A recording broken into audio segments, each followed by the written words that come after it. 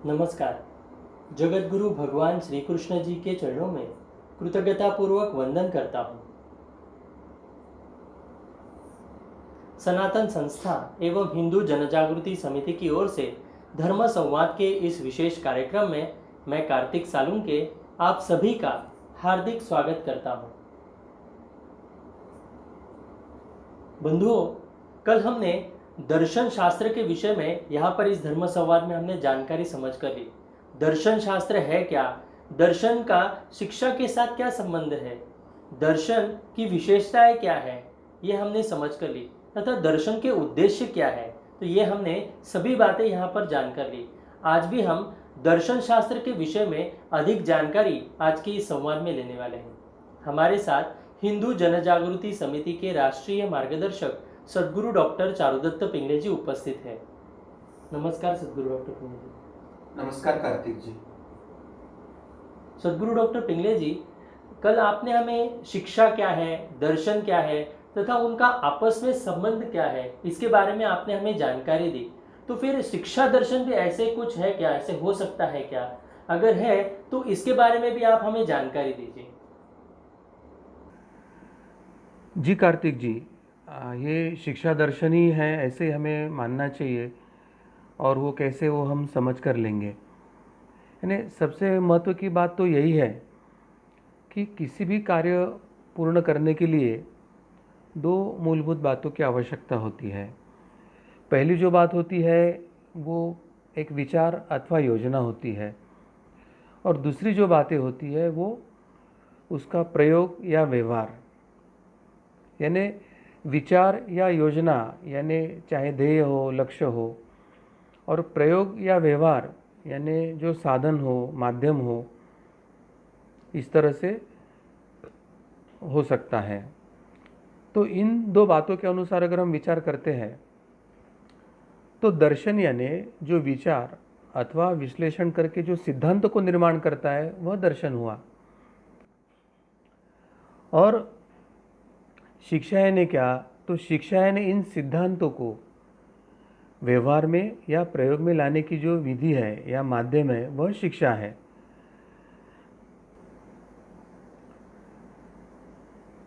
अब इसमें से दो बातें सामने आती है, एक होता है सिद्धांत और एक होता है माध्यम। तो सिद्धांत यह वो लक्ष्य होता है, वो साध्य होता है, और शिक्षा यह माध्यम होती है।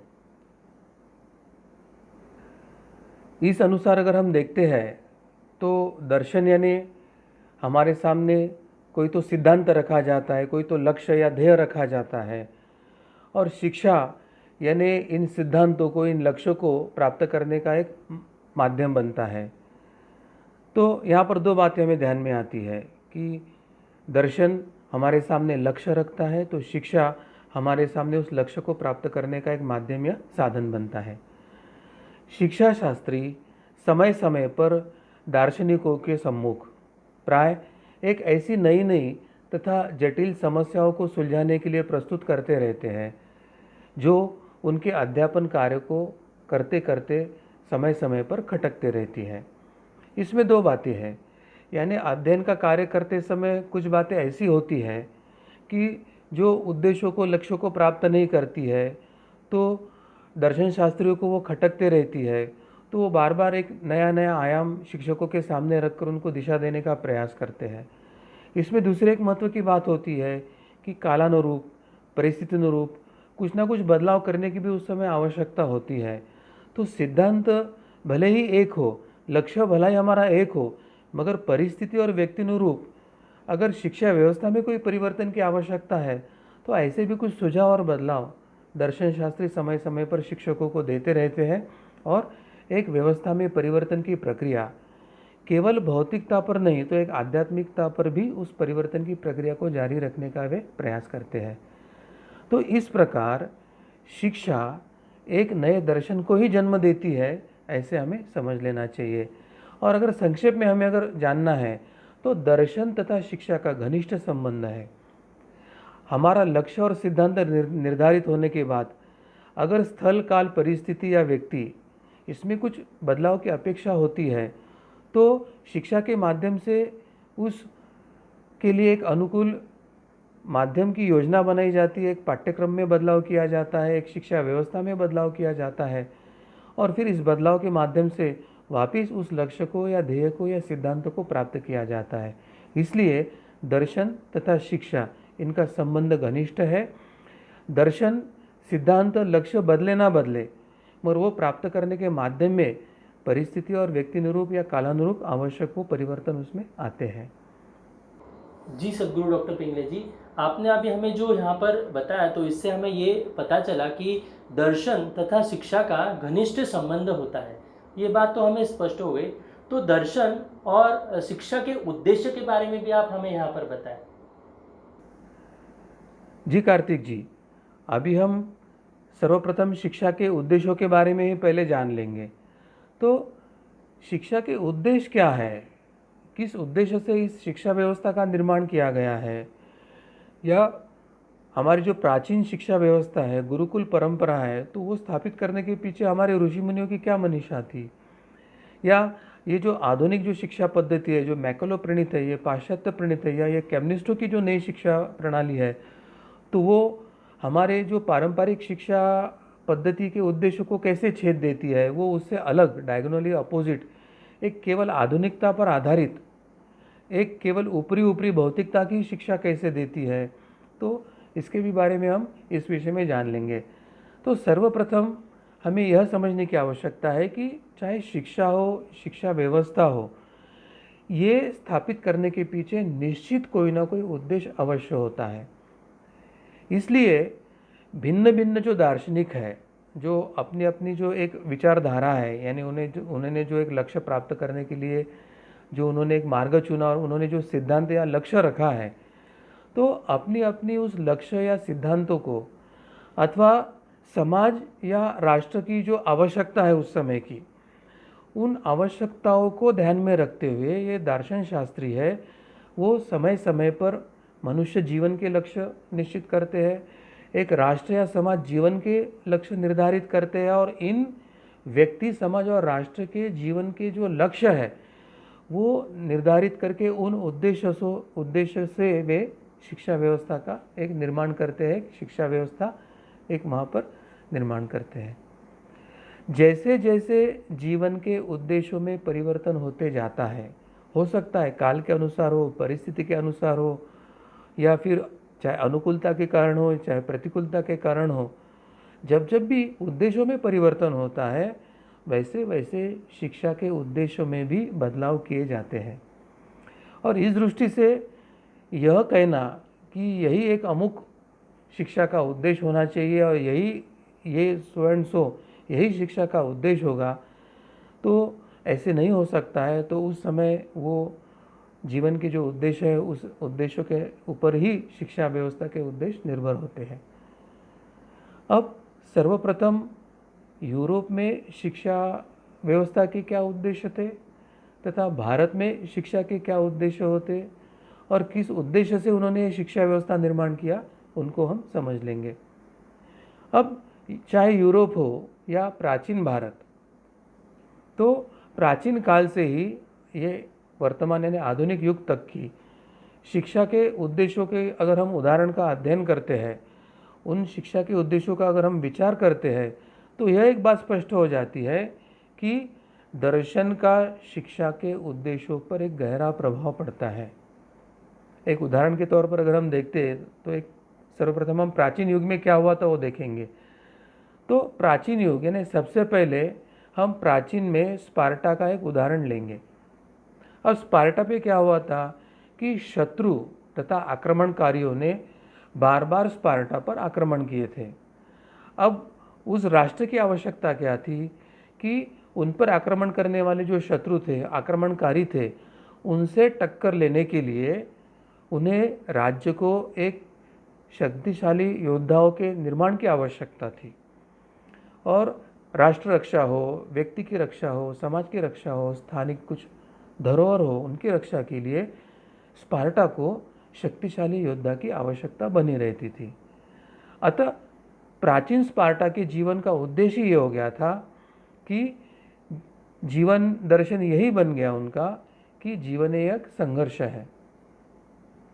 अब जीवन ही जहाँ संघर्षमय हुआ है, उसको स्वरक्षा करनी है, स्व समाज की रक्षा करनी है, राष्ट्र की रक्षा करनी है, उसके लिए एक वीर योद्धाओं का निर्माण करना है। तो जीवन एक संघर्ष, इस उद्देश्य के माध्यम से उनकी जो शिक्षा नीति थी, उनकी जो शिक्षा प्रणाली थी, उसका भी उद्देश्य उसके अनुरूप ही उस समय ढाला गया। बालकों में देश प्रेम बढ़े, बालकों में उत्साह और साहस बढ़े, बालकों में अपने जो श्रेष्ठ लोग थे, जो नेता लोग थे, उनके आज्ञा पालन की एक भावना विकसित करने की प्रक्रिया बालकों में आवश्यकता थी। इसी के साथ वे सभी बालक शारीरिक शक्ति से संपन्न हो, उनमें शारीरिक शक्ति और एक वीरता और एक योद्धा भाव उसमें उत्पन्न करने के लिए ये शिक्षा प्रणाली का पूरा पाठ्य पुस्तक्रम और उस उद्देश्य से ही पूरी उसके निर्माण की प्रक्रिया हुई थी। तो ये शिक्षा पद्धति का संक्षेप में एक ही उद्देश्य था कि एक सर्वगुण संपन्न, एक युद्ध कला में निपुण ऐसा उनका बालक तैयार हो, ऐसे उनका एक नागरिक तैयार हो। अब इस उद्देश्य के प्राप्ति के लिए बालकों को दौड़ाना, कूदना, कुश्ती लड़ाना, गोला फेंकना, मुक्केबाजी करना, फिर जो कुछ उस समय की वहाँ के शस्त्र अस्त्र होगी, तलवार है, भाले है या बंदूकें हैं, तोहफे हैं, तो इनके साथ उनका परिचय करवा देना, इन आदि सभी बातों पर शिक्षा व्यवस्था में बल दिया जाता था। और उद्देश्य यह था कि इसके माध्यम से बालकों का शरीर मजबूत बने, उनकी मानसिकता मजबूत और संघर्षमय बने, वे अपने आप को, अपने समाज को, अपने राष्ट्र को रक्षा के लिए वे मानसिक, बौद्धिक और शारीरिक रूप से संपन्न बने।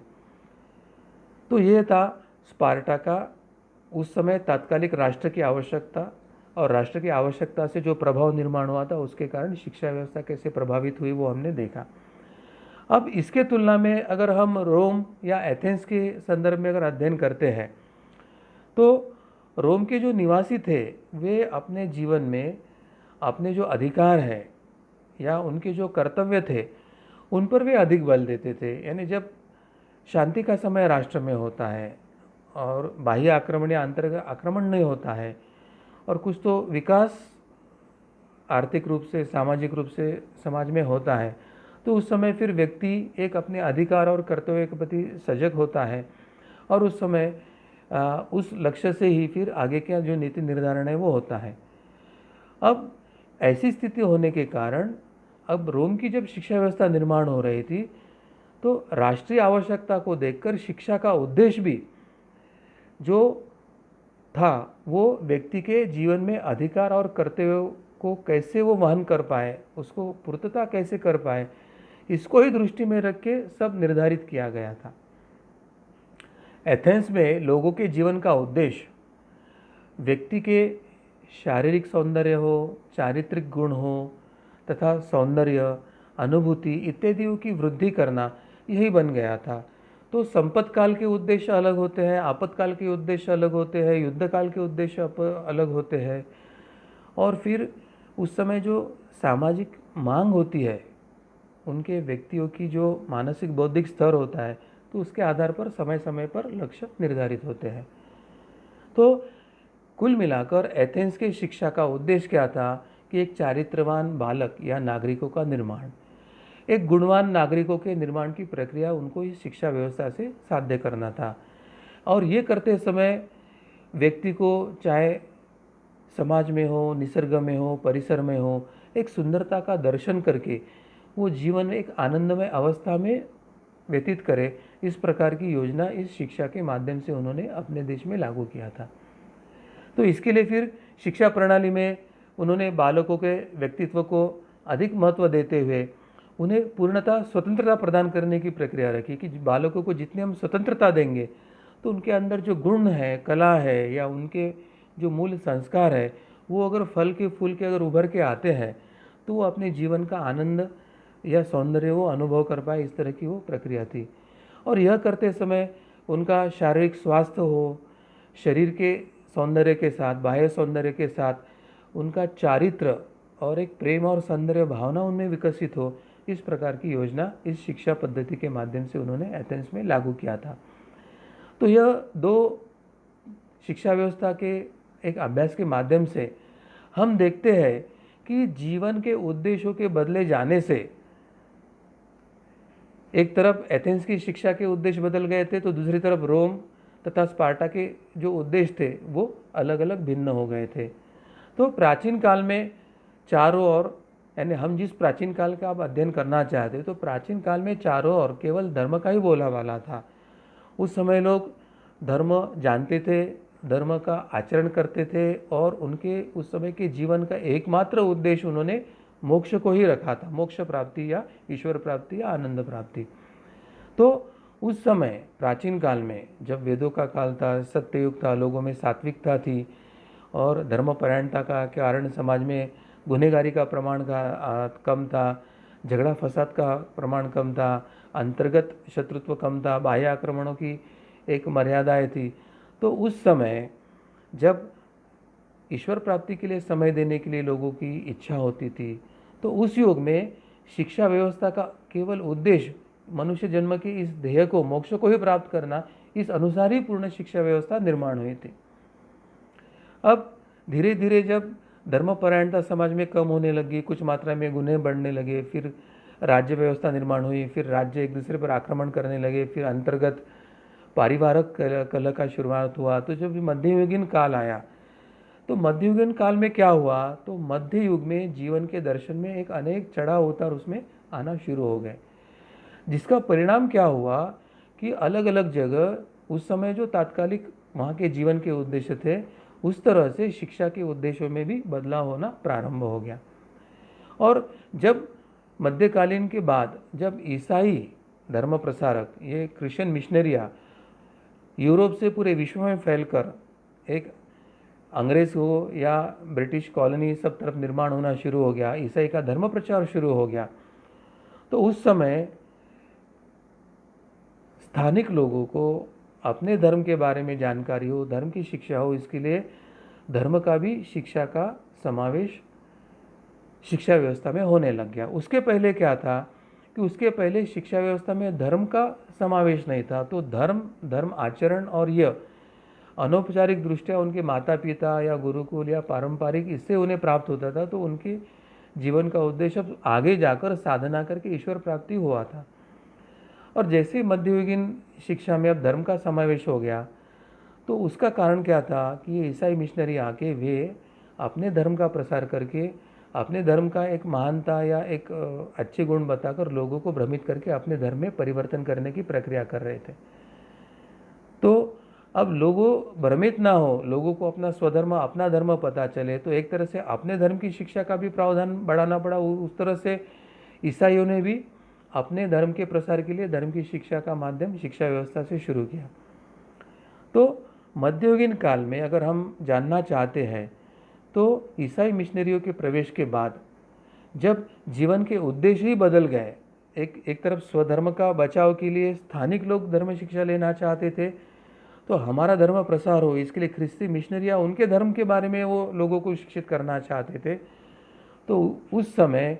शिक्षा व्यवस्था में धर्म का समावेश किया गया, और इस तरह से अब शिक्षा व्यवस्था के उद्देश्यों पर भी इस समय एक धर्म की छाप लग गई। अब परिणाम स्वरूप क्या हो गया कि ईसाई मिशनरियों की जो स्कूल थे, तो उन्होंने क्या किया कि पहले तो भारत की पारंपरिक शिक्षा व्यवस्था को ध्वस्त किया, भारत के गुरुकुलों को नष्ट किया, और जो गुरुकुल समाज के अर्थ के ऊपर चल रहे थे, दानशूरता पर चल रहे थे, तो धन की इतनी कमी समाज में निर्माण हुई कि वो स्कूल चलना भी कठिन हो गया था। तो ऐसे इसमें एक नवी पाश्चात्य शिक्षा प्रणाली को स्थापन करके ये ईसाई मिशनरियों ने बाइबल के उपदेशों को बिना सोचे, बिना समझे, उनको एक शिक्षा में स्वीकार करने के दृष्टि से उसका समावेश करके बाइबल का प्रसार भी उन्होंने शिक्षा का एक उद्देश्य बना लिया। आज भी हम देखते हैं सेंट जेवियर है, सेंट डॉन बॉस्को है, या सेंट मेरी है, तो ये जो नए जो स्कूल है या जिसको तथाकथित एक उसको मान्यता प्राप्त करके माना जाता है, तो उनमें से बाइबल की शिक्षा तो दी जाती है, मगर हमारे संविधान के मुताबिक अल्पसंख्यक को अपने लोगों को बाइबल की शिक्षा देने की सुविधा दिया था, मगर जबरन वे अन्य धर्मीय लोगों को भी अपने इसमें समावेश करके उनको भी जबरन अभी बाइबल की शिक्षा देख के उनको मानसिक और बौद्धिक रूप से एक धर्मांतरित करने की प्रक्रिया शुरू हुई है। तो मध्यकालीन भाग में अब ये धर्म और धर्म शिक्षा या धर्म प्रसार के माध्यम से बाइबल की शिक्षा का समावेश शिक्षा के उद्देश्यों में हो गया है। अब इसके बाद क्या हुआ, अमेरिका की स्थिति क्या हुई थी, जब वहाँ पे मार्टिन लूथर किंग उन्होंने अपने प्रभावशाली भाषणों द्वारा अमेरिका की जनता के सामने यह सिद्ध करके बताया कि ये जो प्रचलित कैथोलिक धर्म है, ये धर्म में विकास करना ठीक नहीं है, क्योंकि अमेरिका है वो प्रोटेस्टेंट क्रिश्चियनिटी का मूल देश था। इंग्लैंड में या यूरोप में कैथोलिक क्रिश्चियनों के अत्याचार से जो वहाँ के प्रोटेस्टेंट क्रिश्चियन यूरोप से भाग गए थे जहाज़ों में भर भर के, आज जैसे सीरिया और इन देशों से ये इस्लामी प्रताड़ित जो शरणार्थी जैसे भागे थे, उस समय कैथोलिक क्रिश्चियनों के अत्याचारों के कारण ये जो प्रोटेस्टेंट लोग इंग्लैंड या यूरोप से भागे थे जहाज़ में भर के, और कोलंबस का जो जहाज़ गुमराह होकर गलती से अमेरिका के किनारे लग गया था, तो ये प्रोटेस्टेंट लोगों ने वहाँ पर अपनी बस्ती बनाई थी, वसाहत बनाई थी, एक कॉलोनी बनाई थी। तो जब कैथोलिक चर्च ने वहाँ पर जबरन शिक्षा के माध्यम से कैथोलिक का प्रसार करने का प्रयास शुरू किया, तो मार्टिन लूथर किंग ने उसके विरोध में एक रिवोल्ट किया था, एक संघर्ष किया था, और उन्होंने अपने प्रभावशाली भाषणों से ये प्रचलित जो कैथोलिक धर्म जो है उसका विकास करना ठीक नहीं है, यह उनके समाज को समझाकर उनके मन में डाला था। अब इस आंदोलन के परिणाम स्वरूप क्या हुआ कि वहाँ के लोगों का जीवन का उद्देश्य ही बदल गया, और जिससे शिक्षा में भी एक अंधविश्वास का अंत भी हो गया था। अमेरिका के परिप्रेक्ष्य में जैसे ही कैथोलिक शिक्षा बंद हो गई, तो कैथोलिज्म में जो कुछ अवैज्ञानिक बातें थी, जो विज्ञान से सम्मत नहीं थी, जो अत्यंत अतार्किक और अत्यंत काल्पनिक थी, तो ऐसे बातों का विश्वास ही लोगों ने करना छोड़ दिया था। तो इस प्रकार से एक अमेरिका में इस माध्यम से हम परिवर्तन हुआ ऐसे देख रहे हैं। अब मध्ययुग के भारत में लोगों के जीवन दर्शन में धर्म की जो छाप है वो मात्र प्राचीन युग के भांति ही प्रचलित आगे चलती रही, क्योंकि भारतीय जनमानस पर ये अंग्रेजी जो शिक्षा पद्धति है, बाइबल की शिक्षा पद्धति है, या मुगलों की जो इस्लामिक शिक्षा पद्धति, वो हमारे धर्मपरायण, धर्मनिष्ठ, धर्माचरण करने वाले भारतीय लोगों को बहुत प्रभावित नहीं कर पाई,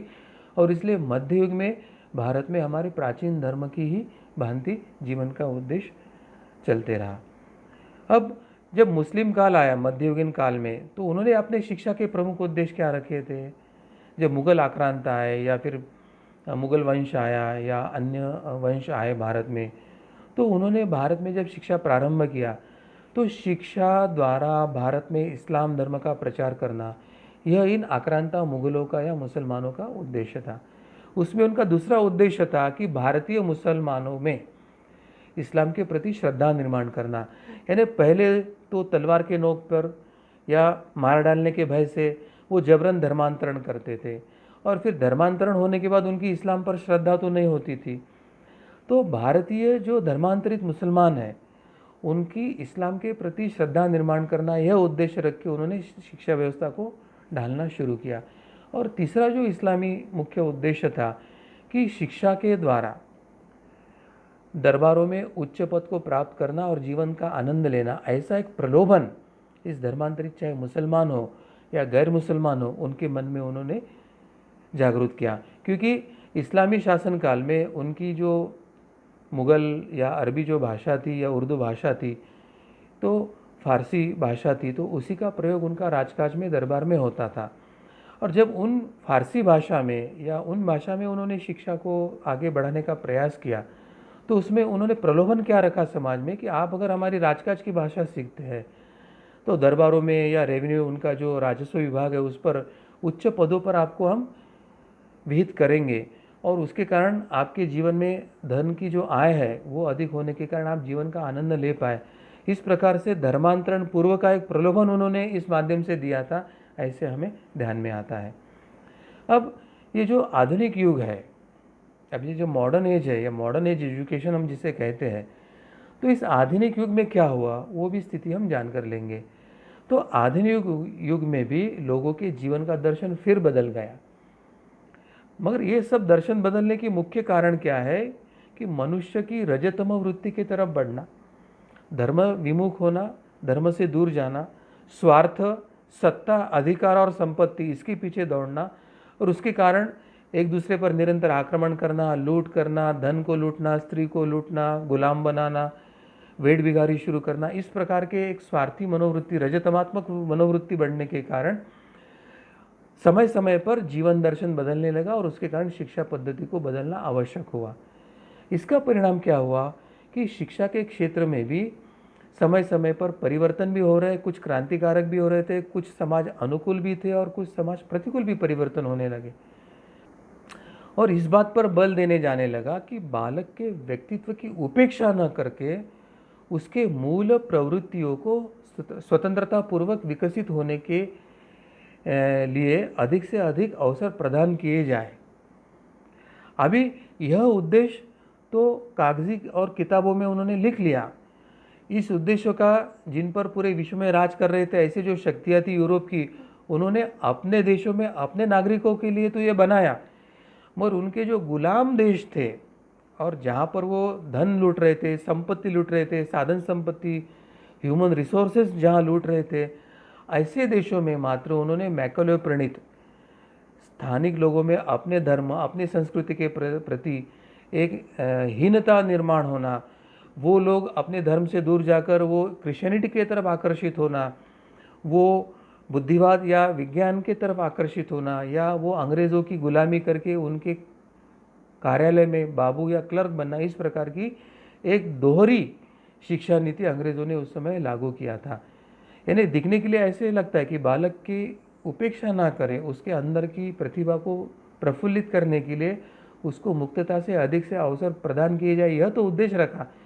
मगर वो स्वार्थी केवल अपने जनता को दिया, उन्होंने जिन पर वे शासन कर रहे थे उस जनता को वह नहीं दिया था। ये भी हमें ध्यान में रखने की आवश्यकता है। तो इससे शिक्षा में मनोवैज्ञानिक प्रगति का जन्म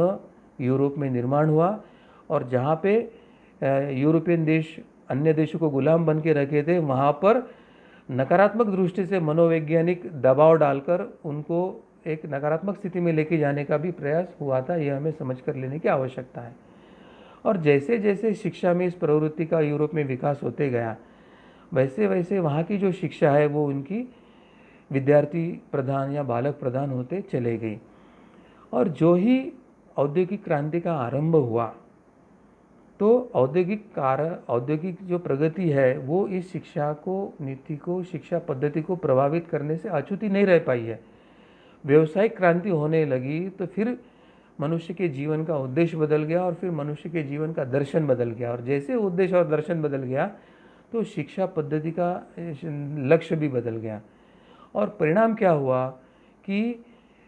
सब व्यक्ति के मन में ऐसे विचारों का जन्म देने की प्रक्रिया शुरू हो गई। उसमें हर व्यक्ति को लग रहा था कि मुझे व्यवसाय करना है, मुझे व्यवसायी बनना है, मुझे धन अर्जित करना है, मुझे बड़ा होना है। और इस प्रकार की एक महत्वाकांक्षा व्यक्ति के मन में जागृत किया धन के बारे में, संपत्ति के बारे में, और ऐसे एक पीढ़ी के निर्माण इस शिक्षा पद्धति के माध्यम से शुरू हुआ। अब कहने का तात्पर्य क्या है कि आधुनिक युग में लगभग सभी राष्ट्र अपनी अपनी विचारधाराओं तथा आवश्यकता के अनुसार अपने अपने यहाँ की शिक्षा के उद्देश्यों का निर्माण कर रहे हैं। अपवाद एक भारत का क्यों है? क्योंकि भारत से अंग्रेज तो गए, मगर अंग्रेज़ों ने जाते समय अपने पिट्टू जो प्रधानमंत्री थे, सोवियतपंथी वामपंथी जो नेहरू थे, और उनकी जो सेक्युलर कांग्रेस पार्टी थी, और उन्हें ये विश्वास था कि ये मैकेले प्रणीत हमारी शिक्षा व्यवस्था है या हमारे 1860 के जो कानून है, इंडियन पिनल कोड वगैरह, तो हमारे ये जो पिट्टू कांग्रेस पार्टी और उनके जो नेता है पंडित नेहरू, ये हमारी परंपरा देश स्वतंत्र होने के बाद भी जारी रखेंगे। तो इस विश्वास के साथ अंग्रेज़ों ने नेहरू के हाथ में शिक्षा व्यवस्था और देश को सौंपा था। इस सोवियतपंथी कम्युनिस्ट नेहरू ने स्थानिक वामपंथी नेता जो मार्क्सवादी थे, लेनिनवादी थे, उनके हाथ में शिक्षा या महत्व के विभागों की जिम्मेदारी दे दिया था। और उन्होंने मात्र जैसे सब राष्ट्रों ने अपने अपनी विचारधारा और परंपरा को स्थापित करने की प्रयास किया, भारत में मात्र उल्टा हो गया। इन्होंने भारतीय संस्कृति, धर्म, परंपराएं, रूढ़ी परंपराएं, पारंपरिक ज्ञान व्यवस्था, शिक्षा व्यवस्था, इसको सबको ध्वस्त करते हुए पाश्चात्य कम्युनिस्ट विचारधारा, कम्युनिस्ट शिक्षा पद्धति और एक सोवियत पंथ को भारत में लागू करने का प्रयास किया। और इससे हमें पता चलता है कि सभी विश्व एक वैचारिक, एक मानस के दृष्टि से प्रगत अवस्था में जाते समय भारत में एक बड़ा मानसिक वैचारिक संघर्ष भारत के बालकों में, बच्चों में, विद्यार्थियों में शुरू हो गया। और एक तरह से भारत तेरे टुकड़े होंगे, कश्मीर तेरी आज़ादी होंगी, या फिर मोहम्मद अली जिन्ना के समर्थन वाली एक जो देश विरोधी, भारत विरोधी, हिंदू विरोधी शक्ति थी भारत की, वो उनको भारत में गौरवान्वित करके उनको एक प्रतिष्ठा का स्थान प्राप्त हुआ था।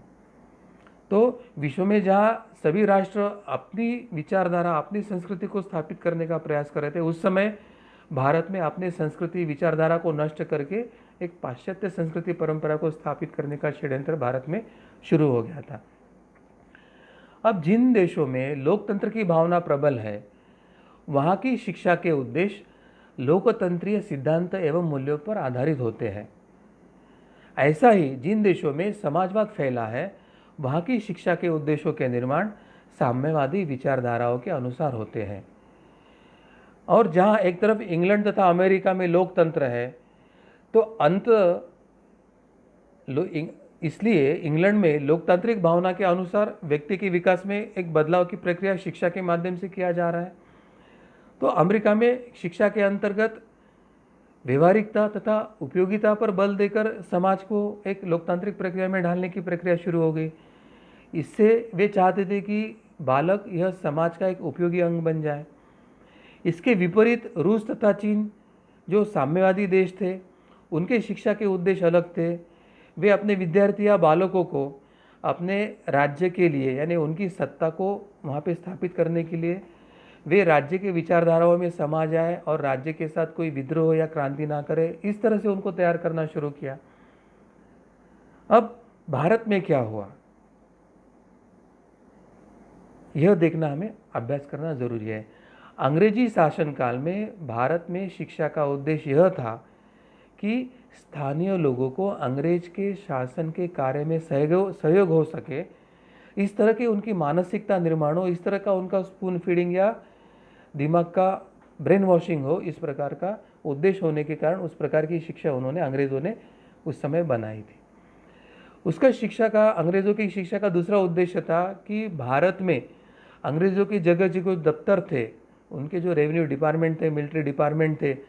तो उनके दफ्तरों में काम करने वाले बाबुओं का निर्माण करना, इस प्रकार का एक दूसरा उद्देश्य उनका रह गया था। तो अंग्रेज़ों के पहले की यह स्थिति थी। अब 15 अगस्त 1947 के बाद भारत जैसे अंग्रेज के नियंत्रण से मुक्त हुआ, तो अब हमारा लक्ष्य जनहितकारी राज्य स्थापन करना था, जिसमें हमारा स्वतंत्र, स्व शिक्षा पद्धति, स्व पारंपरिक ज्ञान, स्व गुरुकुल परंपरा या हमारी जो प्राचीन विज्ञान परंपरा है, इनको धर्म संस्कृति को स्थापित करना ये माध्यम से अपेक्षित था। और यह बदलते हुए हमारी जो जीवन थी, पारतंत्रता थी, जो हम स्वतंत्रता में प्रवेश किया था, तो इस बदले हुए जीवन दर्शन में देश की बदली हुई जो आवश्यकता थी, उसको ध्यान में रखते हुए हमें शिक्षा के उद्देश्य निश्चित करना आवश्यक था, जिसके कारण हमें स्वदेश पर प्रेम करने वाले, स्व संस्कृति पर प्रेम करने वाले या स्व परंपरा का एक आदर सम्मान, गौरवशाली इतिहास और परंपरा का ज्ञान और आदर सम्मान करने वाले एक उच्च चरित्र के राष्ट्रभक्त, समाज भक्त ऐसे नागरिकों को निर्माण करना ऐसे अपेक्षित था। परंतु हुआ क्या कि अंग्रेज़ों ने जिस षड्यंत्र के तहत ये सेक्युलर कांग्रेस और उनका जो पिट्टू प्रधानमंत्री था, सोवियतपंथी, कम्युनिस्टपंथी नेहरू, इनके हाथ में सत्ता सौंपी थी और इन्होंने भारत के जो वामपंथी विचारधारा के लोग थे, उनके हाथ में शिक्षा और महत्व के कुछ प्रभागों की जिम्मेदारी दे दिया। तो भारत में एक तरफ लोकतंत्र था और जहाँ विश्व के लोग अपनी विचारधारा और परंपरा को स्थापित कर रहे थे, तो कांग्रेस, नेहरू और उनके वामपंथी मित्र भारत में लोकतंत्र का खून करके कम्युनिस्ट विचारधारा को स्थापित करने का प्रयास कर रहे थे। और दूसरी तरफ स्व परंपरा, स्व शिक्षा पद्धति को नष्ट करके मैकेलो प्रणीत शिक्षा व्यवस्था को आगे जारी रखते हुए नई सोवियतपंथी कम्युनिस्ट मॉडल को स्थापित करके भारत को एक साम्यवादी राष्ट्र में परिवर्तित करने का प्रयास कर रहे थे। तो भारत के साथ कितना बड़ा द्रोह हुआ है, मूल शिक्षा के उद्देश्य कितने गलत स्वतंत्रता के बाद हमारी सरकार ने स्वीकारे हैं और कितने गलत लोगों के हाथ में ये सूत्र गए थे, वो अभी हमें इस अध्ययन के बाद में ध्यान में आ रहा है। तो एक संक्षेप में हमें क्या ध्यान में आता है कि भिन्न भिन्न समय में, भिन्न भिन्न देशों में, भिन्न भिन्न काल में वहाँ की मनुष्य जीवन की आवश्यकताएं और एक राष्ट्र जीवन की आवश्यकताएं के अनुसार जो उस समय लक्ष्य होते हैं, उसके आधार पर भिन्न भिन्न विचारधाराओं के या भिन्न भिन्न लक्ष्य को लेकर शिक्षा पद्धति स्थापित की जाती है, उसमें परिवर्तन या बदलाव किए जाते हैं। तो इस प्रकार यह सभी बातें हैं कार्तिक जी, ऐसे मुझे लगता है। जी सद्गुरु डॉक्टर पिंगले जी, आपने जो यहाँ पर हमें दर्शन शास्त्र के विषय में जानकारी दी है, दर्शन और तथा शिक्षा का उद्देश्य क्या है ये हमें यहाँ पर बताया, इनके परस्पर संबंध के विषय में हमें बताया तथा दर्शन का तथा पाठ्यक्रम इसके बारे में भी आप हमें यहाँ पर बताया है। तो ये सभी महत्वपूर्ण जानकारी जो दर्शन शास्त्र के विषय में है तो यहाँ पर हमने समझ कर ली। तो ये आने वाले जो हमारा पाठ्यक्रम हमें यहाँ पर लागू करना है, जिस देश में हमें पुनः एक बार हमारी जो सनातन गुरुकुल शिक्षा पद्धति अगर हमें लानी होगी तो इसका अध्ययन हम सभी का होना चाहिए। उस दृष्टिकोण से ही आज यहाँ पर हमने दर्शन शास्त्र तथा शिक्षा के विषय में यहाँ पर जानकारी हमें सद्गुरु डॉक्टर पिंगले जी ने बताई है। हम सभी इसका अध्ययन करेंगे, इसका अवलोकन करेंगे और अधिक से अधिक लोगों तक इसकी जानकारी हम पहुँचा सकते हैं, ताकि शिक्षा क्या है और मूलतः किस प्रकार की शिक्षा हमें देनी है, उसका उद्देश्य क्या है, शिक्षक किस प्रकार से होने चाहिए, तो ये सभी बातें आज इसमें हमने समझ कर लिया है। मैं सभी दर्शकों से अनुरोध करता हूं कि आप अधिक से अधिक ये जो धर्म संवाद की मालिका है इसको आप अधिक लोगों तक फॉरवर्ड कर सकते हैं, शेयर कीजिए, यूट्यूब चैनल को हमारे सब्सक्राइब कीजिए तथा फेसबुक पेज हिंदू अधिवेशन इसे लाइक करें, ऐसे मैं आप सभी से निवेदन करता हूँ। भगवान श्री कृष्ण जी की असीम कृपा से धर्म संवाद का यह विशेष कार्यक्रम यहीं पर संपन्न हुआ, ऐसे मैं घोषित करता हूँ। नमस्कार।